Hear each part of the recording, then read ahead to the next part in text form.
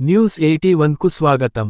జగిత్యాల జిల్లా కేంద్రంలోని గుట్టరాజేశ్వర స్వామి దేవాలయం ఆవరణలో భాగవత సప్తాహ ప్రవచనకర్త అభినవసుఖ భాగవత భాస్కర బిరుదాంకితులు బ్రహ్మశ్రీ బుర్రా భాస్కర శర్మ గారిచే శ్రీ శివ మహాపురాణ ప్రవచన జ్ఞాన యజ్ఞం ఈరోజుతో 6వ రోజుకు చేరింది. బ్రహ్మశ్రీ భాస్కర శర్మ గారు శివ మహాపురాణంలోని అనేక ఘట్టాలతో బాటు జీవితంలో ఎదురయ్యే అనేక అంశాలతో పాటు మరెన్నో చాలా మందికి తెలియని నూతన విషయాలను చాలా చక్కగా అందరికీ అర్థమయ్యేలా చెప్తున్నారు. పరమాత్మ అంటే పరమమైన ఆత్మ అని అర్థమని, ప్రపంచంలో ఎన్ని జీవరాశులు ఉన్నాయో అన్ని జీవరాశులతో బాటు ఎవరిని గౌరవించినా శరీరానికి కాదు ఆత్మకు గౌరవం లభిస్తుందని అన్నారు.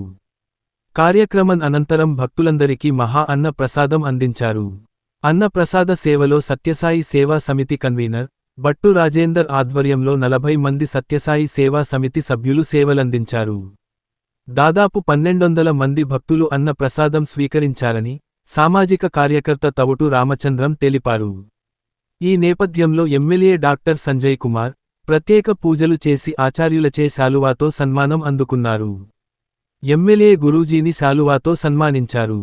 భక్తులను ఉద్దేశించి ఎమ్మెల్యే ప్రసంగించారు.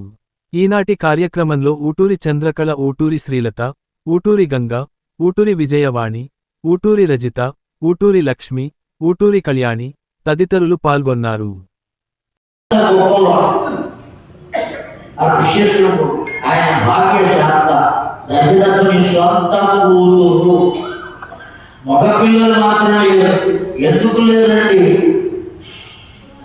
రావణాసురుడు ఘోరమైన తపస్సు చేశాడండి. జాగ్రత్తగా వినండి. రావణాసురుడు అత్యంత ఘోరమైన తపస్సు చేశాడు. ఏ కారణం చేత అంటే దశరథుని సంతానమే నిన్ను చంపతగును అని చెప్పాడు నారదుడు. ఎవరికి? రావణాసురుడు. ఈ రావణాసురుడు తపస్సు చేసి బ్రహ్మదేవుని పిలిపించుకుని ఆ బ్రహ్మ ద్వారా వరాన్ని పొందాడు. ఏమని? దశరథునకు పురుష సంతానము కలుగకుండా ఉండవలే, ఇది నా కోరిక. తథాస్తు అని వెళ్ళాడు. అందుకే ఆయన మొక్కలను పుట్టలేదు. ఇప్పుడు పుట్టిన నలుగురు కూడా ఆయనకు పుట్టిన వాళ్ళు కాదు. ప్రత్యక్షంగా దైవమే వచ్చి అక్కడ పడుకున్నాడంటే పసిపిల్లవాడి అని. ఎన్ని రూపాల్లో? 4 రూపాల్లో.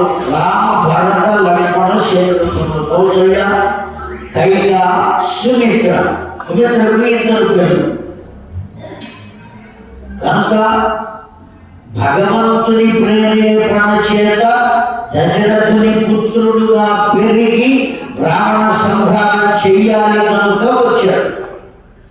దశరథుడికి సంతానం ఎందుకు లేదు అంటే రావణాసురుడు తపస్సు చేసి వరాన్ని పొందాడు. ఒకదానికి లింక్ చేశాడు వాల్మీకుల వారు. ఏమి రచయితండి ఆయన ఊహ. ప్రపంచం గొప్పది. లోకంలో సోకాల్డ్ పోయట్స్ ఎవరైతే ఉన్నారో కవులు, వారందరికీ గురువు ఎవరు అంటే వాల్మీకి మహర్షి. ఆది కవి అని చెప్పారు. తెలుగులో మొట్టమొదటి వాడు నన్నయ్య. ఆ తర్వాత తీతన, ఎర్రప్రగడ, పెద్దన అనేక మంది, ఇప్పుడు దద్దన అనేటువంటి వాడు కూడా కవిత్వాలు రాస్తున్నారు. చాలా రాణి రాణి రాణి రాణి వస్తే రాణి, కష్టాలు నష్టాలు, కోపాలు తాపాలు శాపాలు, రాణి రాణి రాణి అయిపోయింది పంచం. దీనికోసం కవిత్వం అక్కర్లా, పాండిత్యం అక్కర్లేదండి. కనుక విరాట స్వరూపులారా, ఆ కారణం చేతనే దశరథుడు ఇప్పుడు వచ్చి అడిగాడు వశిష్ఠుడిని. ఏమని అడిగాడు? గురుదేవా, నాకు సంతానం కలుగుతుందంటారా? ఈ వయస్సులో, ఎన్ని వేల సంవత్సరాల వయస్సు, ఈ వయస్సులో నాకు సంతానం కలుగుతుందా? వెరివాడు కాకపోతే ఆ బ్రాహ్మణుడు నాకు శాపం పెట్టాడు. ఏ విధంగా కలుగుతుందయ్యా అంటే వశిష్ఠ మహర్షి ఒక్క మాట చెప్పారు. ఆ ఒక్క మాట కోసం ఎంతసేపు పురాణం చెప్పాను. అంత విలువైనది. ఏమిటా మాట అంటే సంశయాత్మ వినశ్య పశ్యతి అన్నాడు ఒకే మాట. నీవు ఏ పని చేసినా, ఏ విధమైన ఆలోచన చేసినా అనుమానము ఉండరాదు. ఏం చెప్పాడండి? అనుమానం ఉండరాదు. ఒకవేళ పెట్టుకున్నాం అనుకోండి సంశయం, దానివల్ల నష్టం ఎవరికి? మనం అనుమానం పొందితే మనకే నష్టం. అవును కాదు, అవును వాళ్ళిద్దరు మాట్లాడుకుంటున్నారు, ఉన్నది అక్కడ ముగ్గురు, పైగా వాళ్ళిద్దరు ఈ మూడో వాళ్ళు వినపడకుండా మాట్లాడుకుంటున్నారు. అక్కడి నుంచి వీడు ఏమన్నాడు? నన్ను గురించి మాట్లాడుతున్నారు, మీరు ఏం మాట్లాడుతున్నారు చెప్పండి, నేనేం చేశాను, నన్ను ఎందుకు మాట్లాడుతున్నారు, మీరిద్దరు ఏం మాట్లాడుకుంటున్నారు కదా. ఇట్లా ఏడుతూ రోపుతూ రోజుతూ వాళ్ళతో ఎదురు తిరుగుతాడు. అనుకున్న వాడికి దుఃఖం వచ్చిందా, రహస్యం మాట్లాడుకున్న వాడికి వచ్చిందా? కనుక అనుమానించేవాడు ఉన్నాడు, వాడే రోజులోకి పోతాడు, ఏడుస్తాడు. నిర్భీతిగా ఉండాలి, నిర్భయంగా ఉండాలి. ఎవరి యోగం మారదు. భగవంతుడు ఎప్పుడు ఎవరికి ఏ విధంగా ఎలా కుదురుస్తాడో మనం చెప్పలేదు. ఎవరిని ఏ విధమైన మలుపు తిప్పుతాడో చెప్పలేదు. అటువంటి స్థితిలో ఉన్నటువంటి ఎన్నో రకాలైనటువంటి మార్గాలు. కనుక దేంట్లో కూడా నీవు సందేహంతో ముందుకు వెళ్ళరాదయ్యా, నిస్సందేహంగా వెళ్ళు. ధైర్యంతో సాహసంతో ముందుకు వెళ్ళి పని చేయి, అన్నీ పొందుతావు. నీవు నీ ప్రయత్నం చేయవయ్యా. పుత్రకామేష్టి చేసే సంతానం కలుగుతుంది. కాకపోతే పుత్రకామేష్టి నేను చేయించడానికి పనికి రాదు, విశ్వేశ్వరుడిని తీసుకొచ్చి చేయించవయ్యా అన్నాడు. దేవాయ నమో, జ్యేష్ఠాయ నమో, శ్రేష్ఠాయ నమో, రుద్రాయ నమో, కాలాయ నమో, కల వికరణాయ నమో, బల వికరణాయ నమో, బలాయ నమో, బల ప్రమథనాయ నమో, సర్వభూత దమనము. చూడ్డానికి చిన్నగా కనపడతాడు కానీ అతని శక్తి అనంతమైనదండి. వామదేవాయ నమో, జ్యేష్ఠాయ నమః. ఎవరయ్యా ఈయన అంటే జ్యేష్ఠుడు. అందరికన్నా జ్యేష్ఠుడు ఎవరో చెప్పాలి కదా. ఇప్పటికి 5 రోజులు అయిపోయినాయి మన పురాణంలో. ఇవాళ 6వ రోజు. 3/2 వంతులు పూర్తి అయిపోయినట్టే. ఇంకా మిగిలింది గట్టిగా 2 రోజులే మిగిలింది మనకు. 3వ రోజు అంత పెద్దగా ఉండదు. కనుక ఎల్లుండితో మనం పరిపూర్ణం చేసుకోవాలి. కేవలం ఫలశ్రుతి మాత్రమే అట్టు పెట్టుకోవాలి. ఇప్పుడు చెప్పండి, మీరు వింటున్నారు కదా ఇంతకాలంగా, అందరికన్నా పెద్దవాడు, అందరికన్నా ముందు ఉన్నవాడు ఎవ్వరు? ఆడవాళ్ళు ఎవ్వరూ చెప్పద్దు.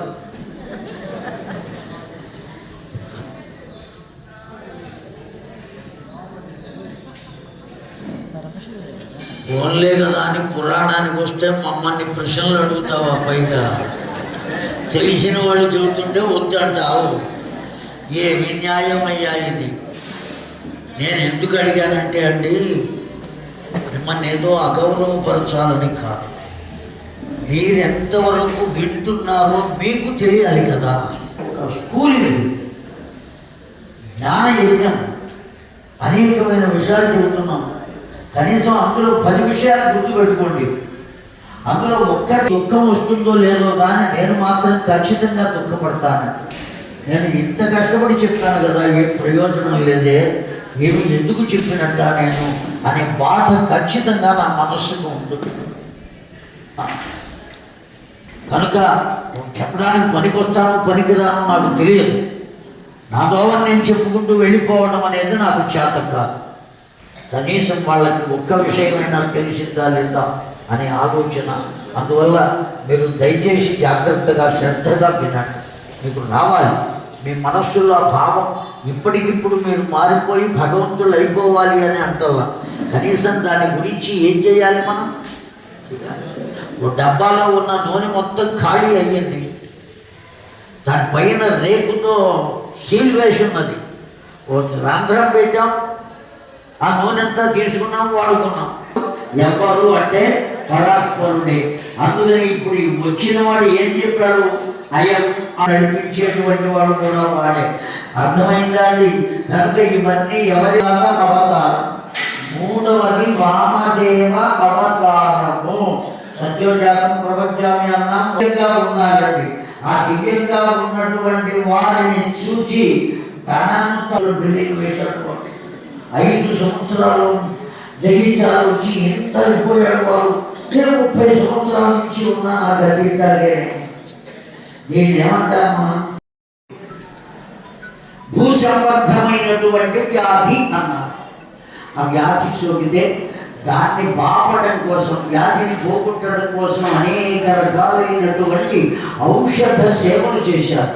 అనేక రకాలైనటువంటి మొక్కుబడులు కూడా ఆనాడు జనక సంహిత ఇత్యాదిగా కలిగిన వైద్య శాస్త్రములను అధ్యయనం చేసిన పెద్దలు, ఋషులు, మునులు, అంతేకాదు దివ్య దృష్టితో చూసిన వాళ్ళు కూడా ఏమని చెబుతున్నారయ్యా అంటే వీడు బ్రతకాడు అని చెప్పారు.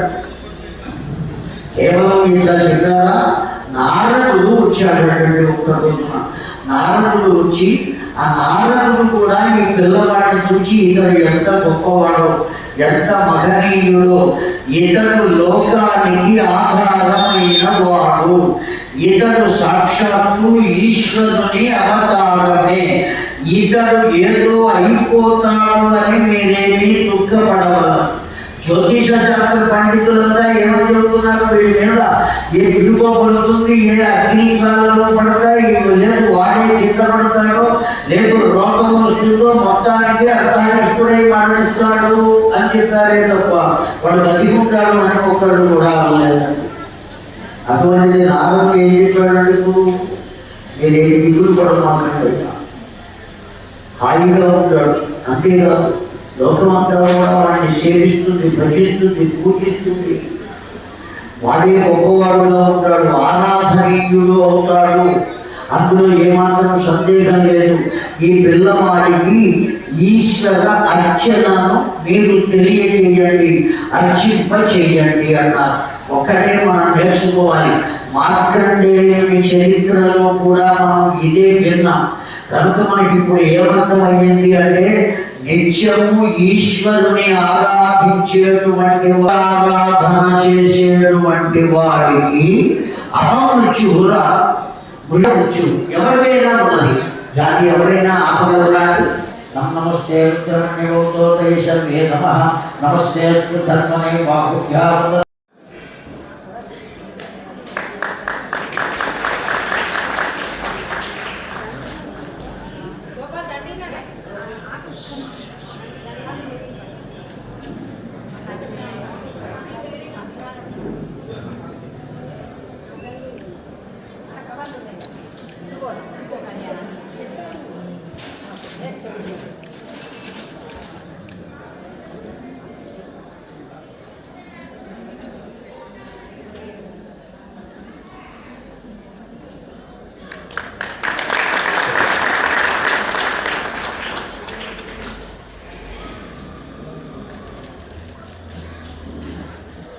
కుటరాజేశ్వర స్వామి పాదాల చెంత శ్రీ శ్రీ శ్రీ భాస్కర శర్మ గారిచే శివపురాణం జరుపుతున్న సందర్భంలో ఈ ఆలయ ధర్మకర్తలు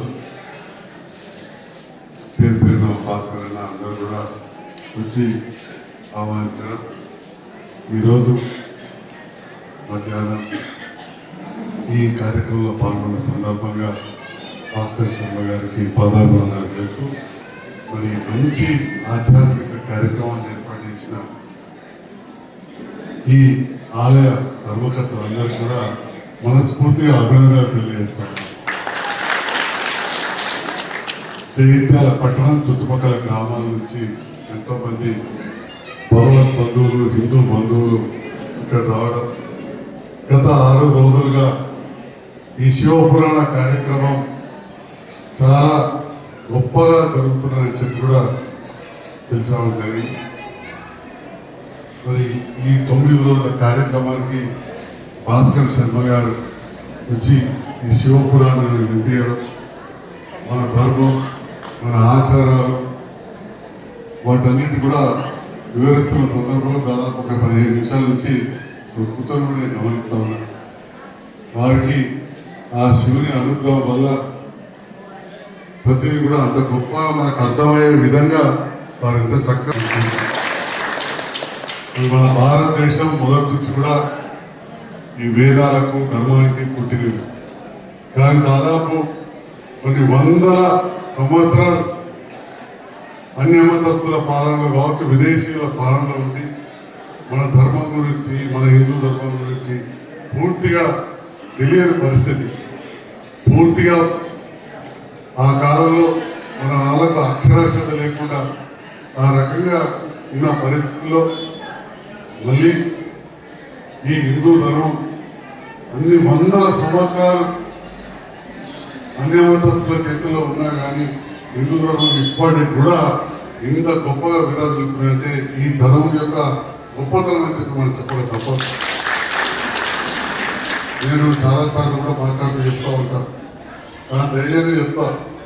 అప్పుడప్పుడు ఒక డాక్టర్ కావచ్చు, ఒక ఎమ్మెల్యే కావచ్చు, మస్జిద్లో పోతున్నాం, చర్చికి పోతున్నాం, అక్కడ పోయినా కూడా చెప్తాను, నేను అందరితో బాగుంటుంది, నేను గర్వంగా చెప్పుకుంటా, నేను హిందువులు అని చెప్పి గోపాగా చెప్తాను, ఉన్నమాట చెప్తాను. మన ఈ మధ్య కాలంలోనే 3 లక్షల రూపాయలు ఒక చెక్ ఇచ్చినప్పుడు అక్కడ చెప్పిన మరి ఫటాసే పోతాం, హిందూ మై సబ్సే మిల్కే అవుతామని చెప్పి. మరి ఆ రకంగా మనమందరం కూడా మన ధర్మాన్ని కాపాడుకోవడానికి, మన సంస్కృతిని కాపాడుకోవడానికి, మన ఆచారాన్ని కాపాడుకోవడానికి, మన సంస్కారాన్ని మన పిల్లలకు తెలియడానికి, మన కుటుంబ వ్యవస్థను నిరంతరం కొనసాగించుకోవడానికి మనమంతా బాధ్యతగా ఇలాంటి శంకర్ శర్మ గారి లాంటి వ్యాఖ్యలు నీని మన వరకే కాకుండా 10 మందికి తెలియజేసే విధంగా కూడా ఈ కొనసాగాలని చెప్పి కూడా మరి నేను ఆకాంక్షిస్తూ ఈ గొప్ప కార్యక్రమాన్ని ఇక్కడ ఆహ్వానించారు. ఈ ధర్మకర్త వాళ్ళందరూ కూడా ఇక నా కుటుంబ సభ్యులాంటి వాళ్ళే. మొదటి నుంచి కూడా మా నాన్నగారు కానీ అందరు కూడా ఈ ఆదేశాలు ఇక్కడ మన పురాసలు చూస్తే. కాబట్టి మనకున్న అవకాశాన్ని, మీరు ఇచ్చిన అవకాశాన్ని సద్వినియోగం చేసుకుంటూ మన ధర్మాన్ని కాపాడుకునే విధంగా నా వంతుగా కూడా అన్యమతో వేరే క్రైస్తవులతో అందరితో మంచుకుంటుకుంటూ కూడా ప్రాధాన్యతగా ఈ మన ధర్మాన్ని, హిందూ ధర్మాన్ని కాపాడుకోవడానికి పనిచేస్తూ, ఆచరిస్తూ కుటుంబ సమేతంగా కూడా ఎన్నో కార్యక్రమాలు చేస్తూ ఉంటాం. అలాంటి కుటుంబం నుంచి వచ్చిన సార్ క్షమించాలి. యోవైతాం బ్రహ్మణో వేద అమృతేనామృతాం పురీం తస్మై బ్రహ్మజ బ్రహ్మతే ప్రతిష్టతి. నేను చాలా పుట్టి